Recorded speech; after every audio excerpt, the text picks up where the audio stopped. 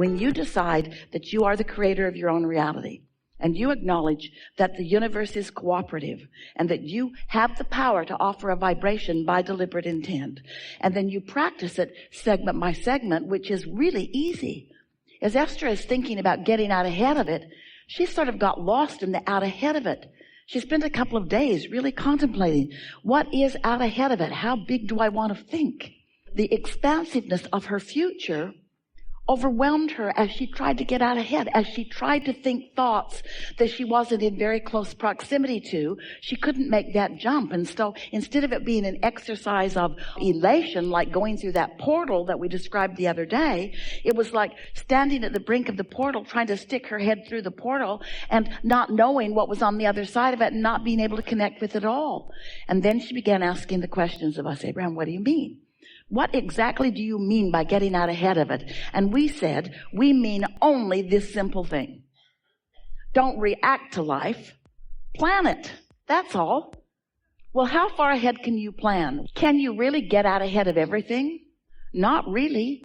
Not really. Some of it, you want to get closer until you decide. And so we just want you to digest your life in this delicious way. We want you to feel appreciative and thankful for what you've been doing in really general terms, and not get too detailed about why anything is or isn't happening right now.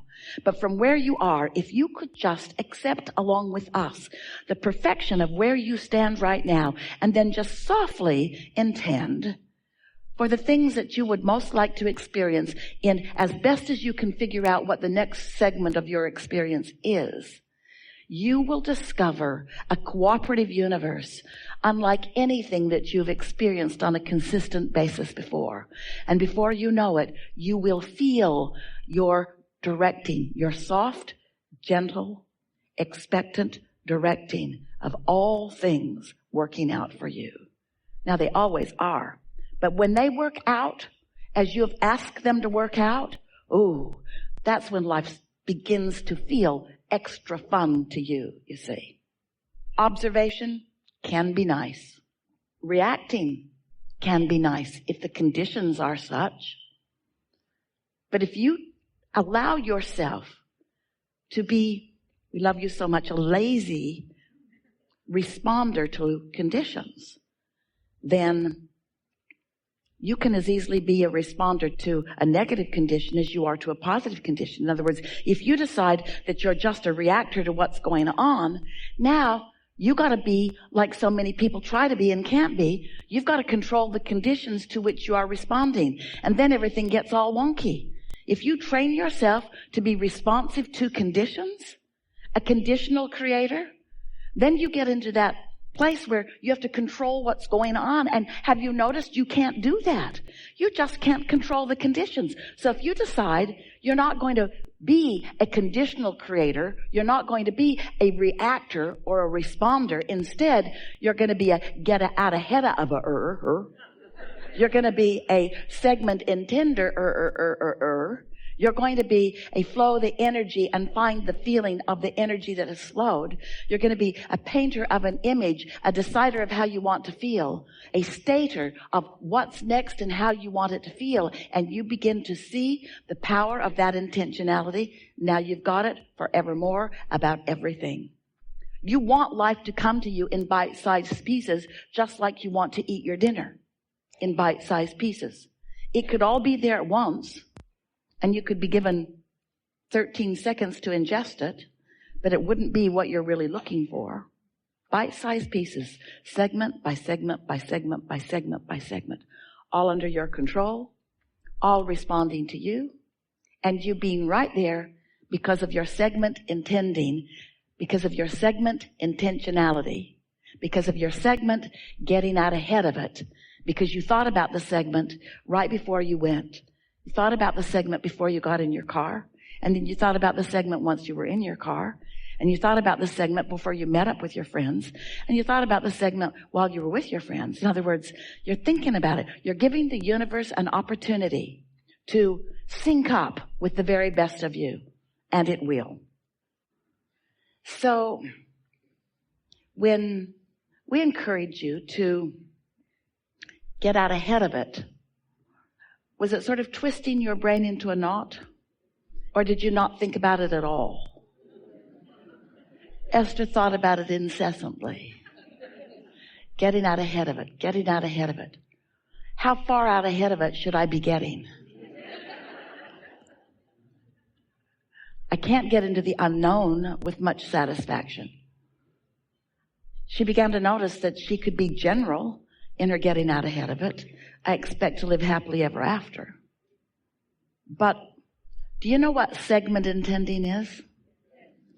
Segment intending is acknowledging that you've entered a new segment. And what is a new segment?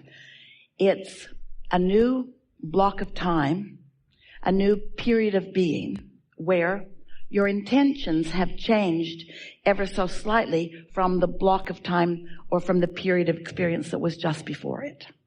For example, if you were to get into your automobile, your vehicle, you've entered a new segment because your intentions have changed. Your intentions in your automobile, if you are driving, may be to be aware of where you're going, to be aware of what's around you, to be aware of the others around you, to be clear-minded, to be happy-hearted, to be flexible and connected and responsive and in love with life. In other words, some of these things you would want to include in every segment, but being in your vehicle includes different intentionality than sitting on your sofa, yes? Choosing a movie, you're entering a new segment. Being in the movie, you've entered a new segment. Someone new walks into the room, you've all entered a new segment. You enter in a new room, you've entered a new segment.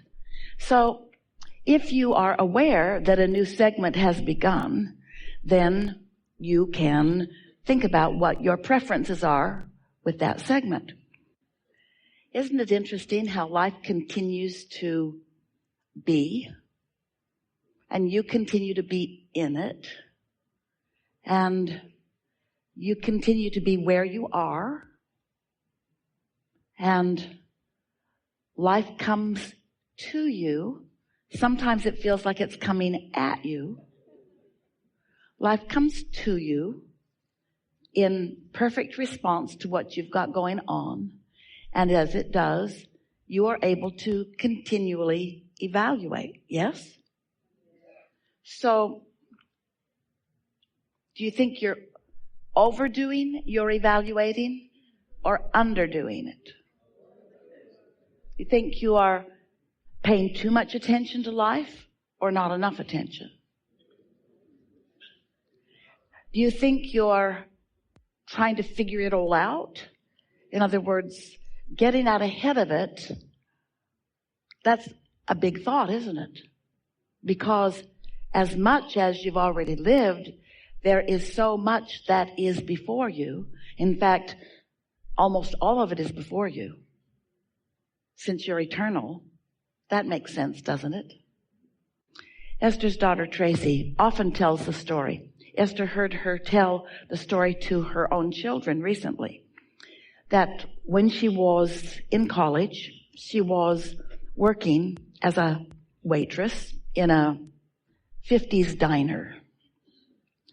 And most often on her way to work, which was 15 or 20 minutes, depending on traffic, not much traffic happening then, she would think about how glad she was to be there and about the customers that would be given to her in her section and how playful they would be, how happy to be in this playful environment they would be, how nice they would be to interact with, and how much fun she was going to have in interacting with them, and how nice it was going to be to interact with the cooks and the other people that were working in the restaurant. And Tracy noted that when she took the time to do that intentionality for that segment, that it always was a nice evening. But if she just got in her car and went to work and didn't get down the road a little bit with any intention, then she found herself, and this is really the point that we want you to hear, and then off we'll go into whatever you want to talk about. She would find herself reacting, not out ahead of it, reacting to it as it came. So when a not so pleasant customer would be seated in her section, it was hard not to react to it. Anyone would. But if you've gotten out ahead of it and you've asked for the kind of people that you want to interact with, you give the universe the opportunity to yield to you what you're asking for. Now, the universe is always yielding to you what you're asking for. So what good does segment intending do? Segment intending causes you to line up with what you're asking for. It causes you to contemplate what you are looking for. And you know, the specifics of a moment in time are really powerful. When teachers ask you to be present or to acknowledge the power of now, understanding segment intending would, by our estimation, be the very best way to get out ahead of it, to be a vibrational creator, to be preparing the vibrational atmosphere. But it's more about preparing the vibrational atmosphere within you. It's not about controlling the clients, although it does influence what happens.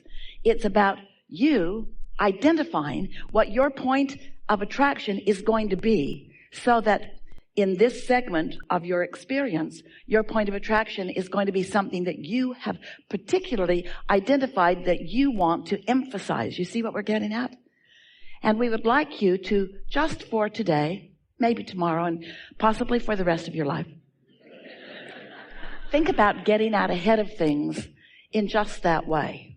That here I am, new to this moment, but not so new to this moment. Here I am, old me, new to this moment.